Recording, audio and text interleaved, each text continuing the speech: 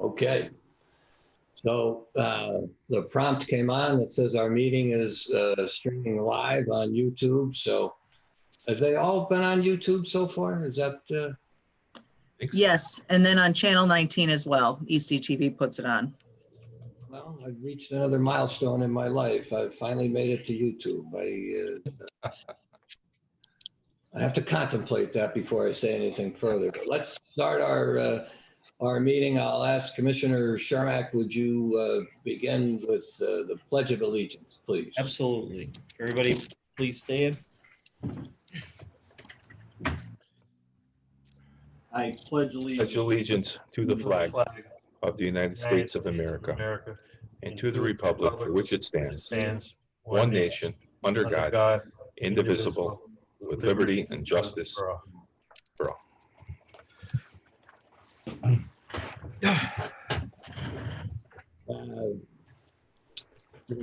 For the record, we are only missing Commissioner Dominic from the board, but she's indicated that she'll be signing on any minute now. But since we're streaming live, it's important to get started. So I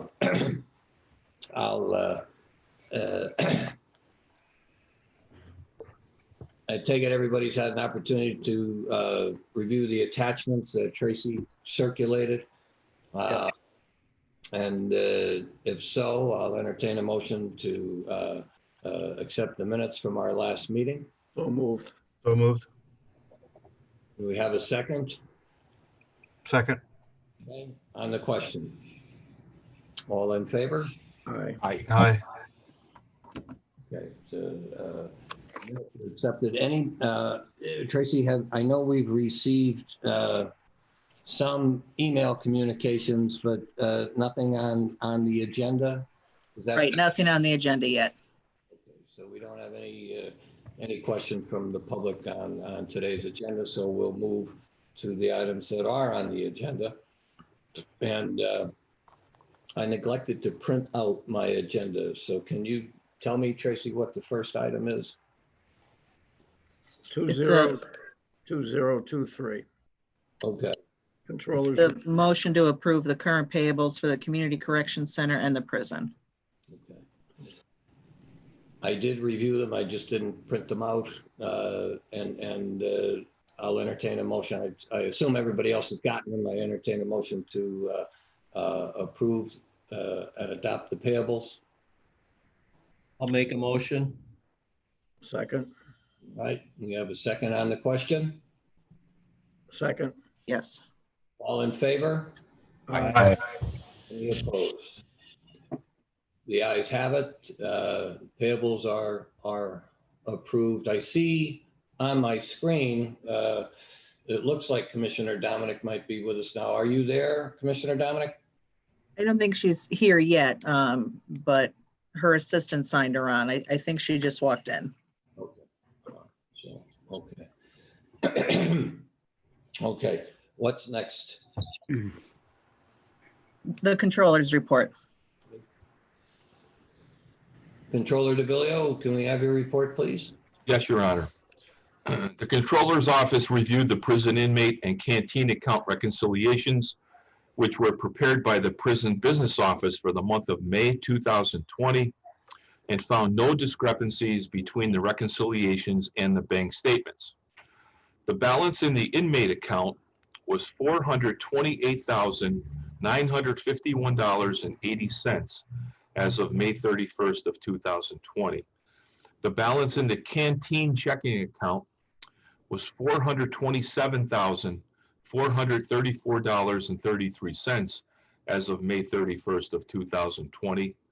And in addition, as of May 31st, the canteen account owned 2 certificates of deposit, one valued at $15,000 and the other at $132,173.48, totaling $147,173.43, which a little bit later we'll discuss the rates involved in those CDs and checking accounts. But for the moment, that concludes my report. Any questions for Controller DeVillio? If not, I'll entertain a motion to approve his report. So moved. Second. We have a second on the question. All in favor? Aye. Aye. Opposed? The ayes have it. Thank you. Your report is approved. Controller DeBillio. Thank you. Tracy, Good afternoon, board. Chief of Staff. Good afternoon. Don, good afternoon, Mr. Jeffers. Good Okay. afternoon, Your Honor. Board, the Community Corrections Programs Report for May 2020, Item 1, Program Totals. Male work release had 0 participants. Female work release had 0 participants. Adult house arrest had 190 participants. Juvenile house arrest had 7 participants. Our program's totals for revenues, Item 2, for the month of May totaled $1,753.25. That came strictly from adult house arrest. Our program's expenses, Item 3, for the month of May totaled $68,841.15. Item 4, our program's completions. House arrest had 39. Item 5, programs violations, house arrest at 17. Our program warrants, Item 6, work release still has 6, house arrest has 5. And Item 7, our budget report for the year so far, overtime is at 50%, expenses at 36%, and revenue is at 20%. That concludes the report for the month of May, Your Honor. Thank you, Mr. Jeffers. Any questions for Mr. Jeffers with his hat, wearing his hat as in the community corrections arena? If not, I'll entertain a motion to approve his report. So moved. Have a second Second. on the question? All in favor? Aye. Aye. Opposed? The ayes have it. Mr. Jeffers' report is approved, and I'll note Commissioner Dominic has joined us. Afternoon, Commissioner Dominic. Good afternoon. I'm using somebody else's computer, so I'm having a little difficulty here. Can everybody hear me and everything? Yeah, we were just fine. Okay. Okay, thank you, board. Have a good day. Thank you, Brian. Thank you. Tracy, what's next? Warden's report. Okay. I'm letting Tim in now. Okay. Here's the warden. Can you hear us all, Warden Betty?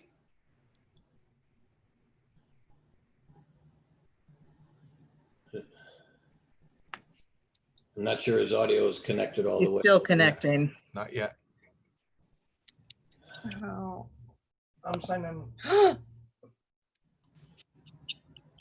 signing. Oh, there we go. Hey, Warden. Good afternoon. How are you? How is everyone? Hi, Warden. Good, Warden. We're ready for your report. Oh, okay. The average daily population for May was 477 inmates. 323 were county inmates. As of June 6th, we had 494 inmates. 439 of them were adult males. 53 were adult females and 2 were juvenile males. The population of U.S. Marshal Service detainees as of 6/10 was 158 individuals. The overtime report has already been submitted and is attached. And our staffing update, currently our correctional officer numbers break down to 159 full-time officers on shift, 2 on workers' comp, 4 on administrative leave, for a total of 165 full-time officers. FMLA, there are no officers on continuous FMLA and 32 officers on intermittent FMLA. The budget as of May 31st, revenue was at 20%, expenses were at 43%. Inmates at or past the minimum dates, the number is 14. We have 5 with no home plan and 5 with a home plan submitted and awaiting approval, and 4 have been remanded for the balance of their sentences. Extraordinary occurrence reports. There was 1 extraordinary occurrence since the last prison board meeting. On June 3rd, a county inmate was placed into the restraint chair after attempting to kick and bite staff while being escorted back to her housing unit. PREA, there were 2 PREA investigations completed in the month of May. One was an allegation of staff on inmate sexual harassment. It was deemed unfounded. One was an allegation of vendor staff on inmate. It was deemed founded, and the individual's security clearance was pulled. The completed pre-investigations have been forwarded to the DA's office, and this concludes my report. Any questions for the warden? I just wanted to ask Warden Betty how the tablets are going. I mean, there's little snafus here or there, but we're getting through it. The inmate population are very much enjoying it, and it's keeping them busy during this COVID-19 crisis with not a lot else to do. So it seems to be working very, very well at this point in time. Have you noticed a decrease in the physical mail, or is it too early to tell? It's too early to tell. I haven't checked on it, Commissioner, but that is something that I can check into, and I'll talk with our mailroom officer. I would think maybe wait 6 months until everybody gets acclimated to it, and then we can see. I was just wondering how it was going over there. I'm glad it's working out. Yep, thank you. Do we have a lot Warden, if I may, of people using them, Tim? I'm sorry? We have a lot of people using the tablets? Yeah, we have a lot of demand. I mean, as I reported here, we're running in the upper 490s, well, mid 490s as far as our population goes. Not everybody has access because unfortunately some people are in housing statuses where they're not allowed use of the, but you know, we received, I believe the total count was 350 tablets. There's been a couple little minor glitches, nothing really big. And so it seems like when an individual is looking to use a tablet, he or she is having access to the tablet, which is a good thing. And any damage or any problems with damage or malfunctioning at this point? A couple minor things. One was dropped into a bucket of water, I believe it was. That's how we found out they're waterproof. It got wet, but it dried out and then continued to work, which was amazing. But nothing's that's been brought to my attention as of yet. Okay. Well, we just know that one was waterproof. We don't know. Yes. Warden, if I may, can you discuss the layoff situation and where we're at with that? Sure. There was a total of 15 correctional officers who were laid off. That was last Wednesday. We've made adjustments to our scheduling for our officers to be able to provide even coverage throughout the 3 shifts. So there was a little bit of maneuvering on our part for the officers. A couple of individuals had their shifts changed so that they can fill in where we were low. Unfortunately, when there's a layoff, you go by reverse seniority. So the newest officers were the ones that were laid off. Most of them fell onto our 3 to 11 and 11 to 7 shifts. So we had to do a little bit of adjusting, but I believe that we're through that now and moving forward. Will that increase our overtime now for some workers? It shouldn't. What I was able to do because of our lowered population, I was able to close another couple housing units. I did that as, if you want to say, for insurance purposes, so that overtime doesn't go crazy. By shutting down a housing unit, I shut down 2 housing units that have 2 officers each in them. So that, if you want to say, saves us 4 officers. I look at it, it gives me a little elbow room to make them available for backfilling. And I shut down 1 housing unit that was a single man post. These were conversations we had, Mr. DeBillio, prior to the layoffs. So we were prepared. The warden approved the change in manpower because of the amount of inmates that are in the prison. So this was not something that was just happened or sprung on him.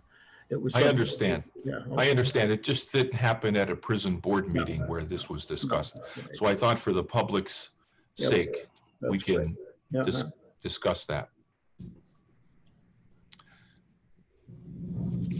Warden, did you say there were 2 housing units shut down as a result of the layoffs? In anticipation of the layoffs, and it was 3 housing units. 3? Okay. Warden, any idea when the inmate population may begin to increase again? That is outside of my control. That would be the magistrates, the police departments, the judges, et cetera. Isn't that the U.S. Marshal detainees? That's a number that's dropped down. We dropped down to, I think we're running around 158 or so, right in that neighborhood.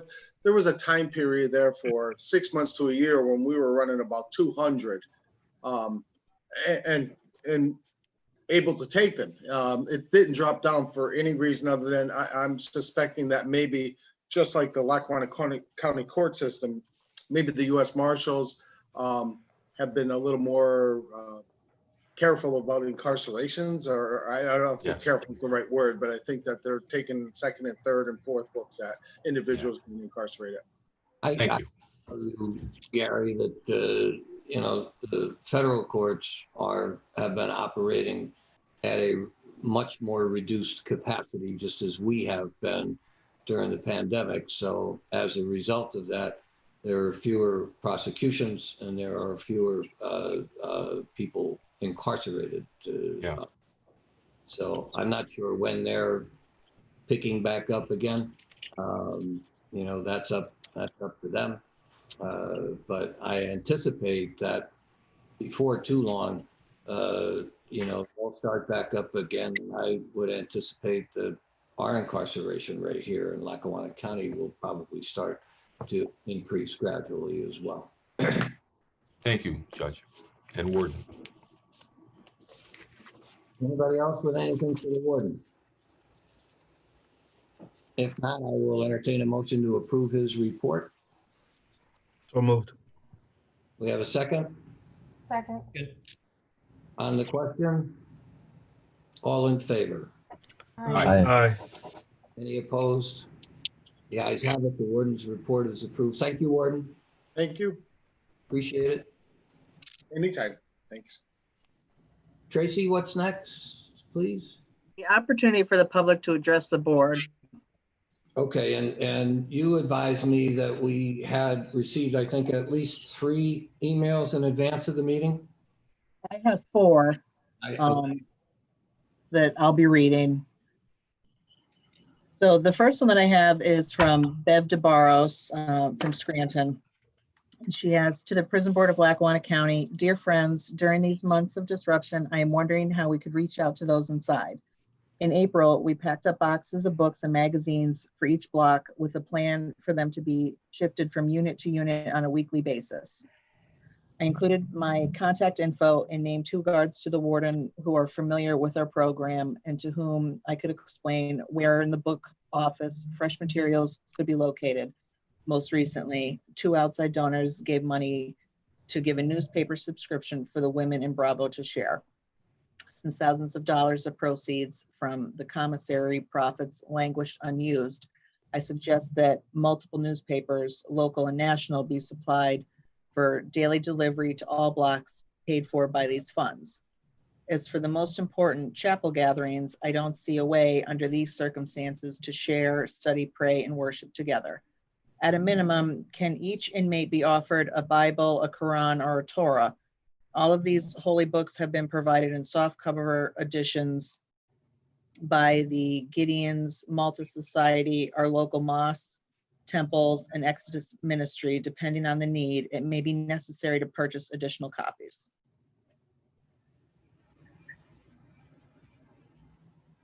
Our next, Anybody sorry. have comments on that?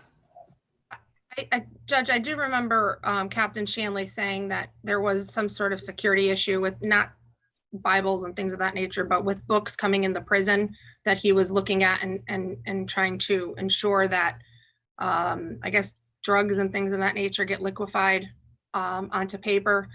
So that was a concern for him. So I think that maybe we should forward this to him and see if it could be done in a secure manner.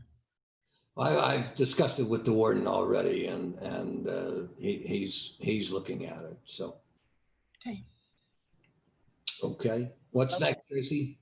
The next one is from Fatima Torres. She is also from Scranton. Hers is lengthy. It says, to the Lackawanna County Prison Board, to whom it may concern. My name is Fatima Torres. I am a junior at the University of Scranton. I wanted to address you as the prison board members and to write you concerning the Lackawanna County Prison. I hope you're all doing well. I wanted to thank you for all of the recent efforts and actions in providing leadership at the prison and navigating it during these unprecedented times. I wanted to talk to you as a citizen of Scranton, a student from the university, and as a volunteer at the prison. Like I said before, my name is Fatima Torres, and I was raised in Scranton since I was 1 year old. I attended the Scranton Prep High School and decided to continue my education at another Jesuit institution, and I decided on the University of Scranton. Currently, I am a criminal justice major and with a minor in psychology. I have attended criminal court proceedings with Judge Julia Munley, Judge Patricia Corbett, as well as a mental health court with Judge Girallo. I am also a student researcher at the university. I worked alongside 3 other student researchers and analyzed the prison population at the Lackawanna County Prison. During the summer, I am interning at the Catholic Mobilizing Network located in Washington, D.C., but due to the pandemic, I am working remotely. The mission there is to end the death penalty in the United States, as well as to advocate for a more restorative approach to the criminal justice system. I started visiting the prison by volunteering through the university's LEAP program, where a group of girls attended each Friday of the semester and conducted projects with the women. A couple of months later, I met Bev DeBarros, who runs a bookmobile in the prison. I decided to volunteer, and it has been a great experience. Not only do I understand the kind of people that are in your prison, but I also get the experience that I would not get from textbooks in school. I believe that the criminal justice system in this country should transition to a more rehabilitative approach and transform the criminal justice system. I was glad to read in the newspaper about the changes that are occurring at the prison. Many of the COs team up with other COs and may sometimes not even be doing their job and be loitering.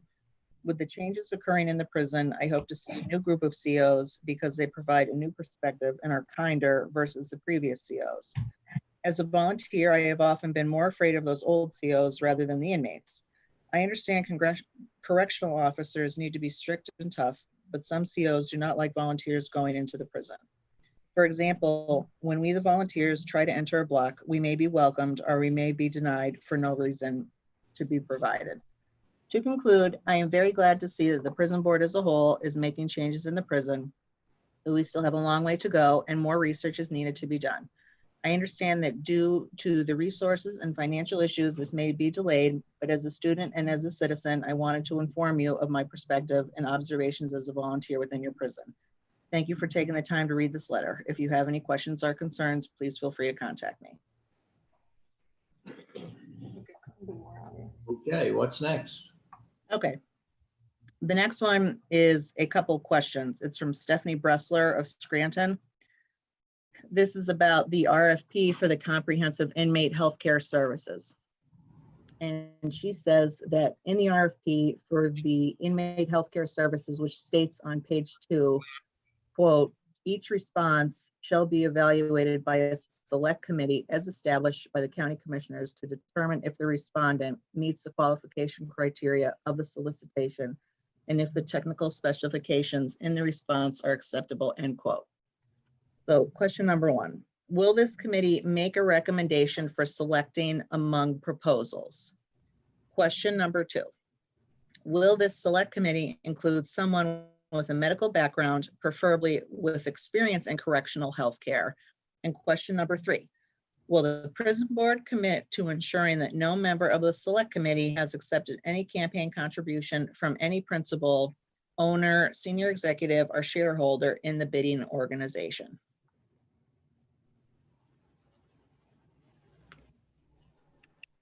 That's it for that.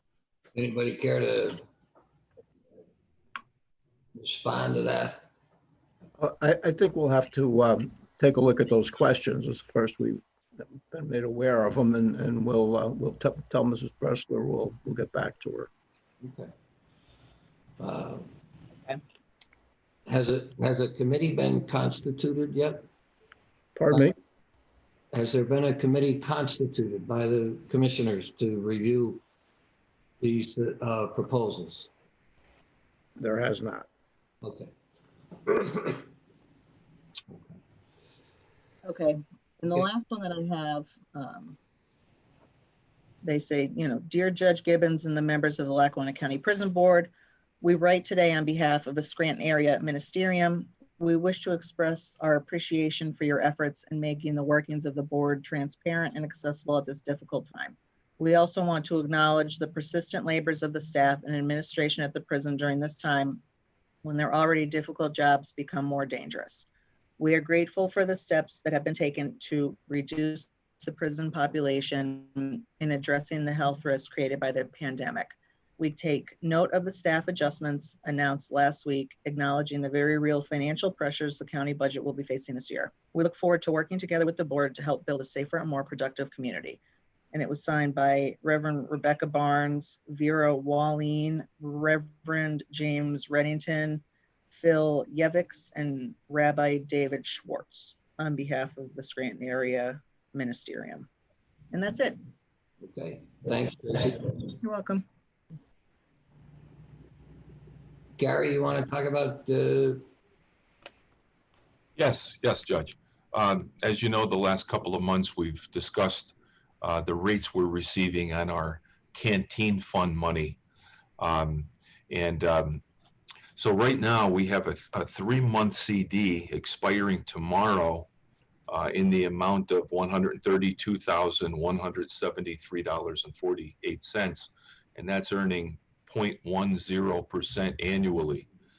Another $15,000 CD is not expiring until December, but we also have $427,000 in our checking account, which is earning zero right now. Our canteen funds for the public are derived mostly from prison commissary proceeds of inmate purchases of snacks and drinks and such. The funds are currently at FNCB Bank.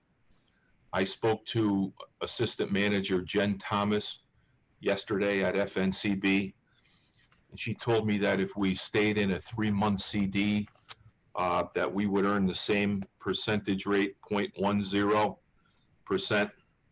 6-month CD would be 0.15%.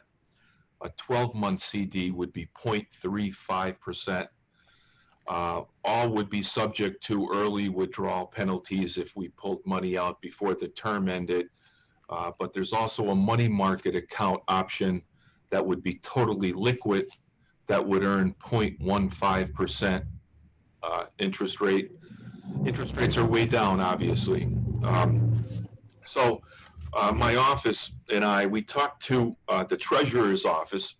We spoke to Treasurer Ed Karpovich and Deputy Treasurer John Grisenda, and they have found good rates and good terms through the Pennsylvania Local Government Investment Trust. The county has over $30 million invested with Pliget, as it's called. So we reached out to a representative from Pliget, Mr. Paul Robinson. He's discussed with us some of the areas that he felt the county would be better off invested through them.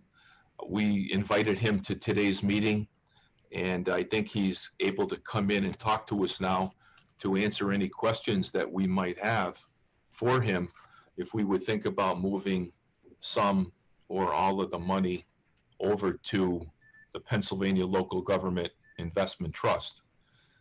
The rates seem better for the county and also completely liquid at all times for the most part. So if you'd like to bring Paul Robinson in, we can talk to him and answer or ask any questions of him that we may have.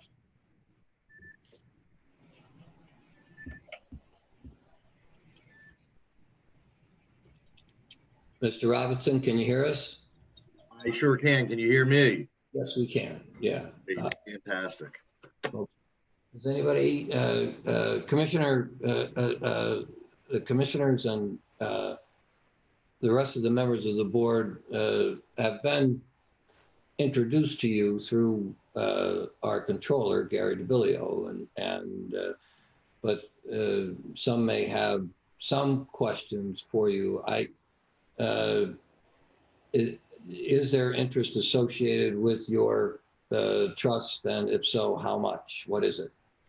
I mean, with me, Yes. I am strictly an employee. Right. The way Pliget is set up is we are a trust.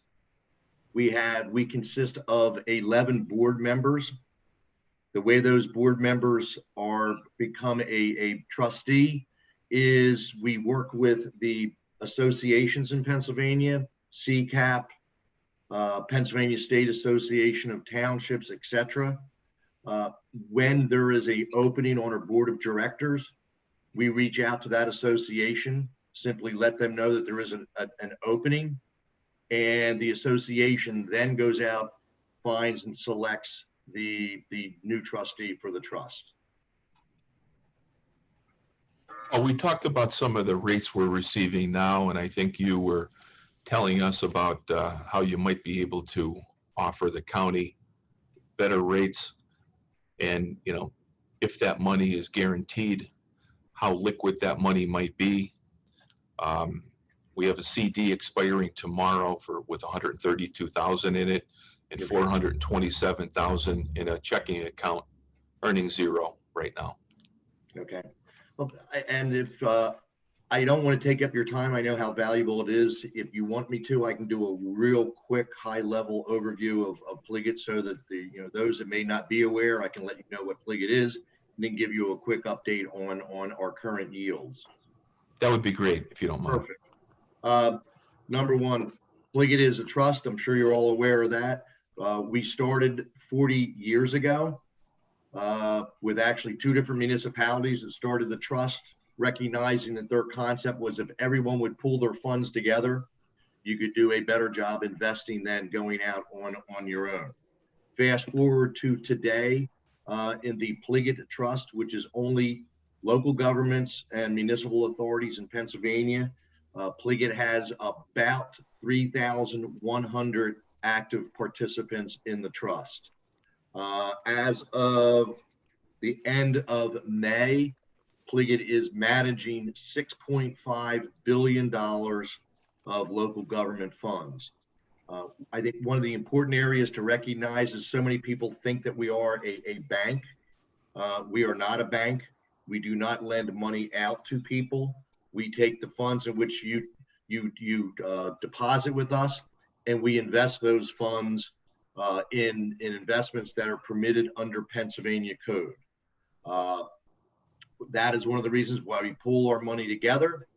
And with that opportunity and ability, we're providing some, I'm looking at some, in this environment, relatively good yields.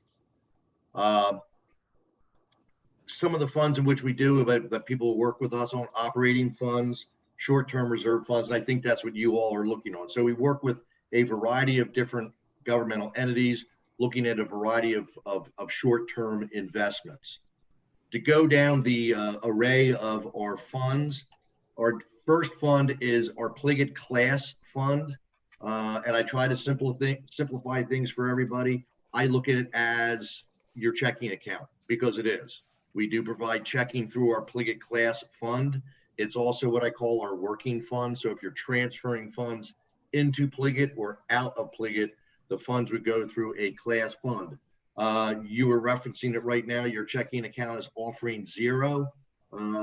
We are offering a 0.21, and that does provide free checking initially.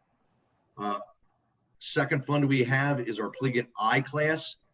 I-Class allows, and I'm going to reference it as a semi-savings account. You are permitted 2 withdrawals per month from the fund or from your account. It is investments in what I call the traditional investment options. So investments prior to Pennsylvania Act 10, which I will explain in a second, of 2016. Short and long of it is treasuries, agencies, things of that nature. That currently is offering a 0.35%. The next one is our Pliget Prime program That is the fund that your county treasurer has been using for the last couple of years with Pliget. That fund consists of Pennsylvania Act 10 investments. Act 10 came into fruition in 2016. It was the first time in 50 some years that the state expanded what local governments are permitted to invest in. So besides the traditional investment options of treasuries, agencies, etc., they also permitted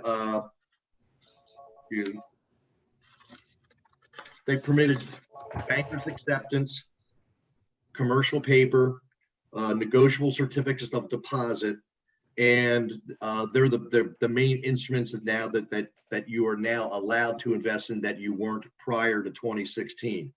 I think it's important that I reference that these type of investments were commonplace in the vast majority of the states in the United States. We were, Pennsylvania is sometimes slow to come to the dance. We were the 49th out of 50 states to adopt these new investment options.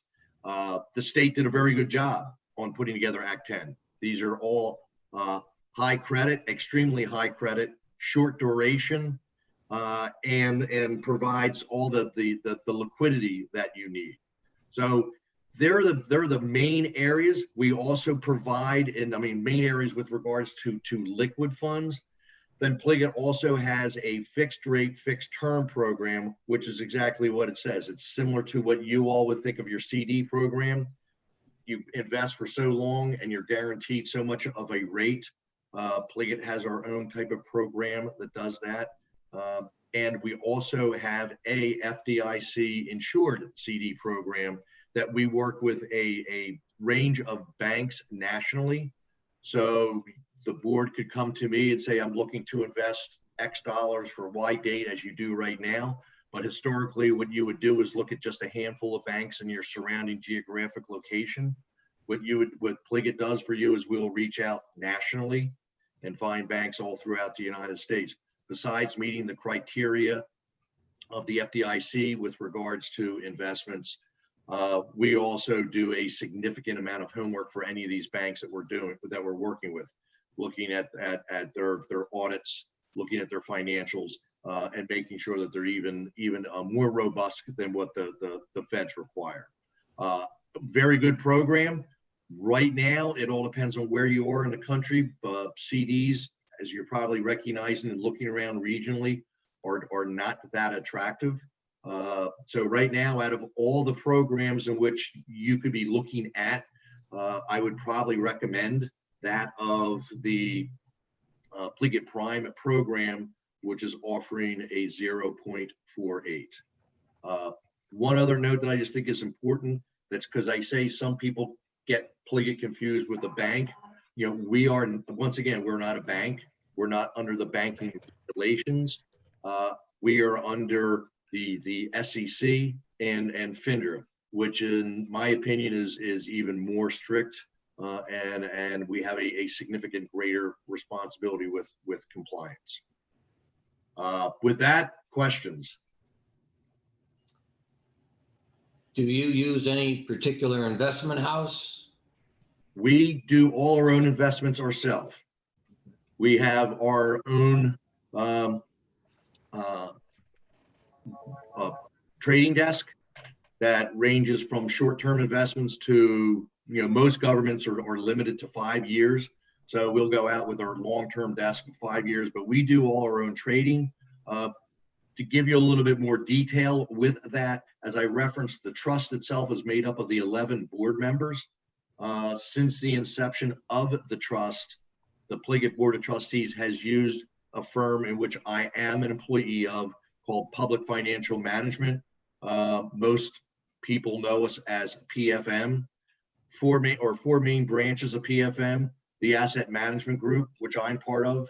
So besides managing the trust for Pliget, PFM also manages 14 other state pools in the United States, and well over $175 billion in other governmental investments throughout the Commonwealth, throughout the United States, ranging from a New York Port Authority to something as we're not used to hearing, the California Earthquake Authority. We manage all those. So we only work with governments, but we have a variety of governments in which we work with. So there's the asset management also with PFM.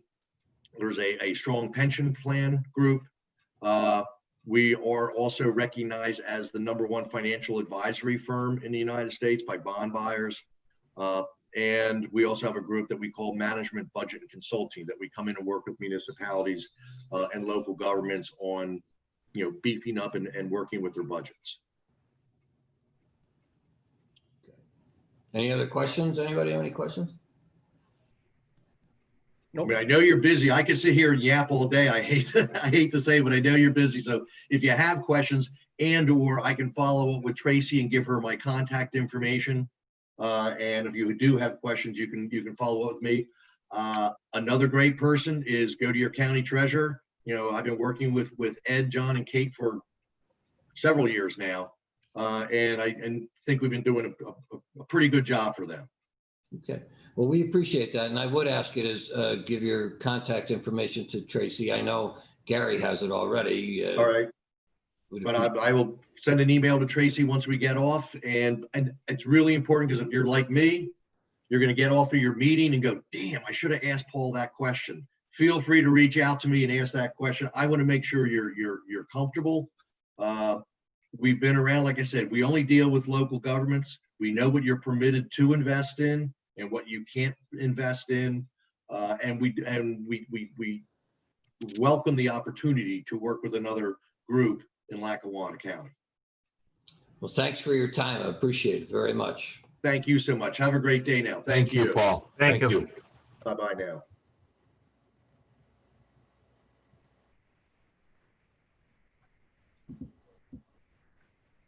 So it's at the pleasure of the board, Judge, on whatever you'd like to do regarding those options. Well, the only immediate thing right now is this CD that expires tomorrow, right? That's the most immediate thing, yes. And we have an issue about the administrative signers for that account. We have to, discuss that. Because the former warden is a signer and the former deputy warden is a signer. They're no longer with the county. So is anybody with the county a signer on it now? Not at this time, so we'd have to get that taken care of right away. We can actually send somebody over to FNCB to have that taken care of. What has to be done to do that? We would have to designate who we would want to administer that account.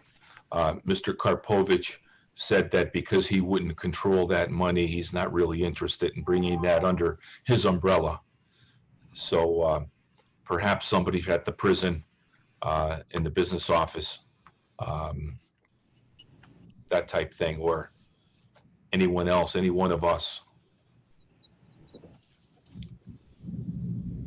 Right, Reggie? Right. Anybody have any suggestions? David, I Frank? think we need to get in touch with Warden Betty and go from there. Yeah, Gary, are you recommending there be 2 signatures? I believe so, Frank, yes. Well, wouldn't it make sense to someone from the prison, whether that be the warden or the business manager there, and then perhaps someone from your office, from the controller's office? That would be fine. And Sure. as opposed to a specified individual, it could be the controller of Lackawanna County and the warden of Lackawanna County Prison. I think that's a prudent way to do it. Rather than put an individual's name down, the warden. Whoever the current warden is and whoever the current controller is. Gary, the only question I would have is for the signature cards, are they going to need an actual person, an actual signature to keep I on believe they said file? they would. Is that correct, Reggie? Yes. Yeah, they said they would, Frank. So Judge, to it's a very good point, but they're still going to require, I think, specific individuals. Yeah, so we'll have the warden and the controller. Yeah. signatories and whoever they may be at the time. Yes, perfect. Then, I will contact the warden about that this afternoon. Okay, all right. okay. And so here, my gut, I like what this fella says. I think I need to know more about it. If nobody has any objection, I'd recommend just rolling over that 3-month one that expires tomorrow. And then by the time the next one comes along, and then we'll be able to have a plan in place for the one that comes along in December, and maybe address the largest account too as well, all at the same time. Very good. Fine. Everybody all right with that? Yes. Yes. Okay. Yes, All right. Thank you, Gary, for all your fine work on it. I appreciate it. my pleasure. Okay. Governor. Anything else, Trace? No, that's it. I mean, if you guys have anything else to discuss. Anybody? All right. If not, I'll entertain a motion to adjourn. So moved. Second. Question? All in favor?